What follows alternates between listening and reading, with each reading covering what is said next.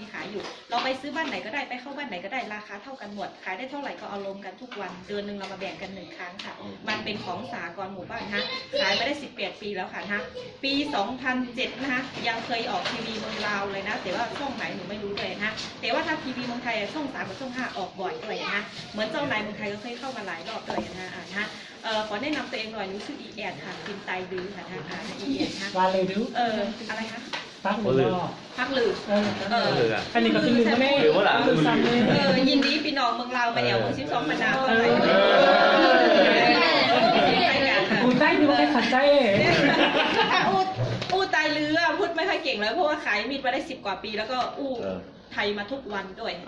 นะเรามองไปเลยบ้านเรานี่ใหญ่เล็กเข้ากันหมดค่ะเหมือนกันหมดทุกบ้านนะยี่ห้อเดียวกันหมดสีฟ้าไปหมดทุกบ้านนะพ่อเลยสร้างเหมือนกันหมดทุกบ้านเราไม่ได้สร้างด้วยรัฐบาลสร้างให้เราอยู่ค่ะพ่ออะไรรัฐบาลสร้างบ้านให้เราอยู่เขายกที่ดินต้นยางพาราเขาเอาไปหมดแล้วค่ะไม่มีอะไรแล้วนะคะ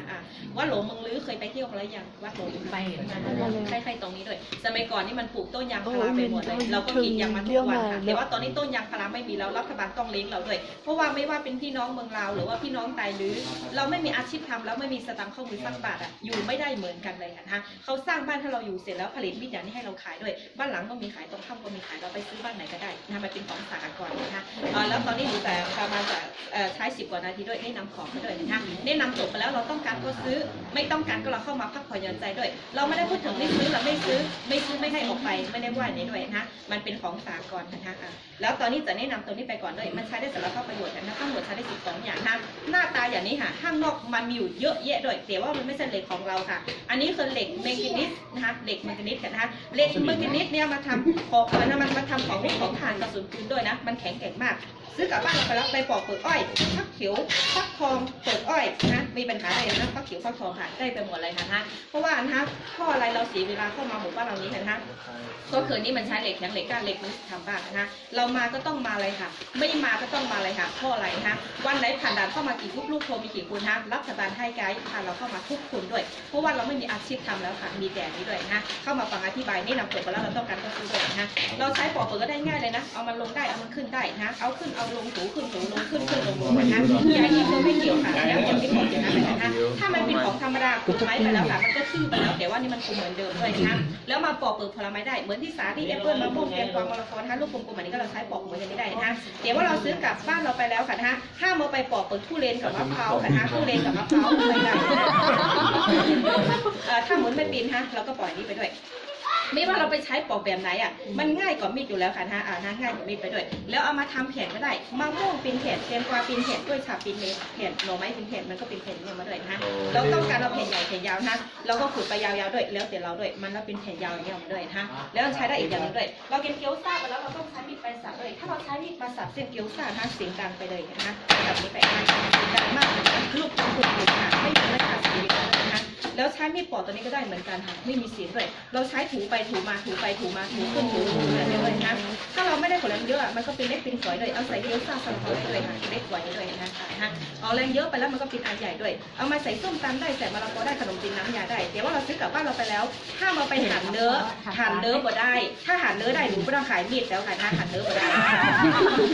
แล้วมันก็เป็นอันยาวอย่างนี้ออกมาด้วยนะคะส้มตำเมืองลาวอร่อยมากเลยค่ะนั่นหนูเคยกินด้วยนะคะถ้าไปใส่ส้มตำก็ได้ด้วยด้านนี้ค่ะแนะนำจบไปแล้วค่ะต่อมาด้านนี้ด้วยด้านนี้มันมีฟันค่ะมีฟันใช้ได้2 อย่าง1นี่ขอดเกล็ดปลาค่ะมันไม่เลื่อนไม่ดวนมือเรานะคะขอดเกล็ดปลาได้แล้วก็2นี่เอามาทำเส้นส้มตำได้เรานิ้วมาวางตรงนี้ด้วยนะจะได้ผลแรงเยอะห้ามขึ้นค่ะขึ้นก็ได้เอาลงอย่างเดียวค่ะเอาลงอย่างเดียวนะดูแลเป็นแผ่นแต่ว่ามันไม่ใช่แผ่นด้วยค่ะมันเป็นเส้นด้วยค่ะมันเป็นเส้นเราเขย่าไปก่อนค่ะแล้วมันเส้นออกมาแล้วค่ะนี่คือเส้นเล็กเส้นสั้นค่ะเล็กสั้นด้วยเส้นใหญ่เอาแรงเยอะมาแล้วค่ะมันออกมาก็เป็นเส้นใหญ่เส้นยาวใหญ่ยาวทั้งใหญ่ทั้งยาวด้วย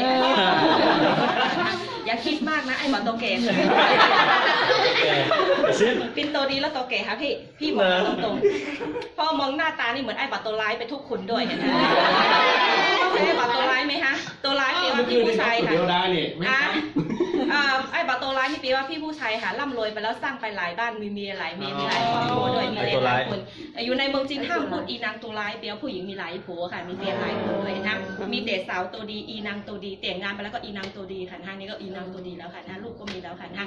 เหมือนพี่ผู้ชายก็ไอ้เบาตัวดีไอ้เบาตัวแก่ไอ้เบาตัวร้ายด้วยนะแล้วเราเขย่าไปด้วยค่ะ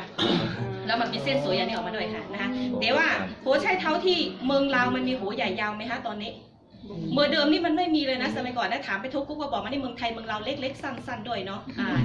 ถ้ามีของที่เล็กๆสั้นๆหาได้เหมือนกันด้วยค่ะเราคุมที่ตัวนี้ค่ะหงายขึ้นไปก่อนค่ะใช้ที่ของเล็กของสั้นที่เมืองไทยก็เราใช้ของที่เมืองเราใช้ถูขึ้นอย่างนี้ด้วยเราหาตะเกียบอันหนึ่งฉีดเข้าไปในของก่อนแล้วก็ใช้ถูขึ้นอย่างนี้ด้วยนะคะถ้าเราไม่หาไม้ฉีดเข้าไปในของก่อนโดนนิ้วเราด้วยนะคะหาไม้ฉีดเข้าไปในของก่อนเขย่าไปด้วยมันเป็นเล็กเป็นสั้นยาวมาด้วยนะคะเล็กสั้นยาวๆก็ได้เหมือนกันค่ะนะคะแล้วต่อมาด้านนี้มันมี2หูค่ะเอาไปห้อยเอาไปเกาะก็ได้แล้วเรามาเจาะตาสับปะรดกันนะขนาดขวาด้านนี้ขนาดซ้ายด้านนี้ด้วยซ้ายขวาก็ได้เหมือนกันนะเราขวานออกเราอ่อนนี้ด้วยนะเหมือนที่สาลี่แอปเปิ้ล4-5 วัน5-6 วันกินไม่หมดมันมีมีเน่าอย่างนี้ด้วยนะเราไปขวานออกเจาะออกอย่างนี้ด้วยนะเราไม่ต้องไปใช้มีดเลยค่ะอันนี้ก็ได้เหมือนกันนะคะแล้วต่อมาด้านนี้ค่ะมันมี2แหลมค่ะใช้ได้อีก2อย่างแหลมเล็กตัวนี้มาปอกเปลือกส้มค่ะส้มเช้งได้ใหญ่นี่คือส้มโอด้วยนะส้มเช้งกับส้มโอเปลือกมันหนาเราต้องใช้แรงเยอะเลยมันไม่เหมือนส้มเช้งด้วยนะเรากินไปก่อนนะแล้วค่อยเรามาปอกเปลือกมันออกด้วยนะส้มเช้งส้มโอด้วยนะถ้าเราอยากปอกให้มันสวยๆนะใช้ตัวนี้ไปปอกเลยนะถ้าเราไม่อยากปอกให้สวยก็แล้วแต่เราด้วยนะคะเราชอบปอกแบบไหนก็ไปปอกแบบไหนเลยค่ะนะแล้วต่อมาห้างกลางนี่มันมี16รูค่ะลูกกระพุ้งกับน้ำใช้ได้อีก2อย่างเรามาปอกเปลือกลักโบมันฝรั่งบวกโบกเรียมนะคะได้ไปหมดค่ะนะคะเห็นไหมของเมืองจีนใหญ่ๆยาวๆค่ะเมืองไทยเมืองเราเล็กๆสั้นๆเราใช้ถูแบบนี้ด้วยนะคะถูขึ้นถูลงอย่างนี้ด้วยนะคะลักตัวมันฝรั่งบวกเรียมนะได้ไปหมดเปลือกขิงนะคะมันก็ติดออกไปแล้วค่ะนะเฉพาะเปลือกบางเปลือกอ่อนนะได้ไปหมดเลยค่ะเปลือกหนากับเปลือกแข็งไม่ได้แล้วสุดท้ายยังใช้ได้ด้วยเราไปทำน้ำชิมค่ะขิงฝอยๆกระเทียมฝอยๆก็เราทำได้ง่ายนะคะทำน้ำชิมด้วยกันนะขิงข่ากระเทียมแครอทหน่อไม้เนื้อมะพร้าวผลไม้ได้ในหมดถ้าเราชอบกินอาหารญี่ปุ่นเราก็ใช้ง่ายน้ำหน่อก็ได้เลยค่ะเอาหน่อไม้มาใช้ผลอย่างนี้ด้วยนะคะมันก็เป็นน้ำหน่อมาด้วยนะแล้วมันก็เป็นฝอยเป็นเล่นนี่ตกมาด้วยค่ะทั้งหมดใช้ได้12อย่างได้นำจบแล้วนะจำได้ไหมคะจำได้หรือว่าบ่ได้เพราะว่าทุกกรุ๊ปค่ะนะคะเข้ามาฟังอธิบาย185%นี่จำได้แค่ถูขึ้นถูลงอย่างเดียว